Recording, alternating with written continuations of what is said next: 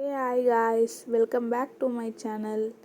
இந்த பாருங்க நம்ம ரோஸ் பிளான்ட் பாட் பண்ணியிருந்தோம் இல்லையா, பன்னீர் ரோஸ். அது வந்து ஒரு 4 டேஸுக்கு அப்புறம் பூத்த பூ. மொட்டுலாம் அதிலே இருந்துச்சு. இது பூத்த பிறகு நான் உங்களுக்கு வீடியோ எடுத்து போடுறேன். வேறு எங்கே புதுசாக மொட்டு விட்டுருக்கு. இதெல்லாம் ஏற்கனவே இருந்தது ரோஸ்லேயே. நல்லா இருக்குது, செடியே நல்லா இருக்குது பாருங்கள்.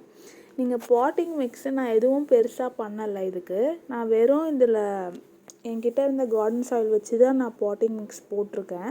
வேறு எதுவும் எக்ஸ்ட்ரா இல்லை. எக்ஸ்ட்ரானா கவுடங் கேக், மாட்டு எருவு இருக்கு இல்லையா, அது வந்து நல்லா காய வச்சு அதை மட்டும் நான் மேலே தான் போட்டிருக்கேன், மேலேயே போட்டிருக்கேன். அதனால் வெயில் ரொம்ப அடிக்குது இல்லையா, அதனால் தண்ணி நம்ம இதுக்கு டெய்லி விட்டுட்டே இருக்கணும். இது வந்து வேறு ஒரு நாட் ரோஸு, அதுலேயும் நல்லா துளிர் விட்டுருக்கு பாருங்கள். இது கொத்தமல்லி வந்து அறுவடை பண்ணிடலாம், நல்லா பெருசாக இருக்குது. இது வந்து என்னாச்சுன்னா பொட்டேட்டோ வந்து ஃபுல்லாக எறும்பாயிடுச்சு. எறும்பு அதிகமாக இருந்ததுனால பொட்டேட்டோ நான் பிடுங்கி போட்டேன், வளரல. இது வந்து ஒரு பிங்க் கலர் ரோஸ், அதுலேயும் நல்லா துளிர் விட்டுருக்கு. நான் எதுவும் பெருசாக கவனிக்கல. வெறும் இந்த அரிசி தண்ணி இருக்கு இல்லையா, அது சமைக்கிறதுக்கு முன்னாடி கொஞ்சம் கழுவி வைப்போம் இல்லையா, அந்த தண்ணி, அதுக்கப்புறம் வெஜிடேபிள் வேஸ்ட்டு, முட்டைத்தோல், டீத்தூள் வேஸ்ட்டு, அதெல்லாம் தான் நான் போடுவேன் செடிக்கு. எக்ஸ்ட்ரா எந்த கேரும் கொடுக்க மாட்டேன். தண்ணி ஊற்றுவேன். வெயில் நல்லா படணுங்க.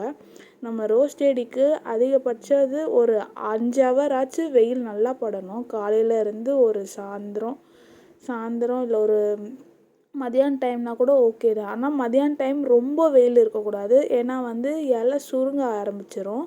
அப்புறம் வந்து அந்த ஸ்டெம்மும் கொஞ்சம் கருக ஆரம்பிச்சிடும். ரொம்ப வெயில் இருக்கக்கூடாது. லைட்டாக ஷேடும் கலந்த மாதிரி வெயில் இருக்கணும். அப்போ தான் பாருங்கள், ஒவ்வொரு ரோஸ்லேயும் நான் துளிர் காமிக்கிறேன். அந்தளவு துளிர் வைக்கிற இடத்துல எல்லாத்துலேயும் நல்லா பெருசாக மொட்டு விடும். இங்கே பாருங்கள் கீழே. இது வந்து பெங்களூர் ரோஸு, ஒரு மெரூனும் ரெட்டும் கலந்த மாதிரி. இது தக்காளி செடி, தக்காளியும் நல்லா வளர்ந்துருக்கு. நான் நிறைய தக்காளி ஏற்கனவே பறிச்சிட்டேன்.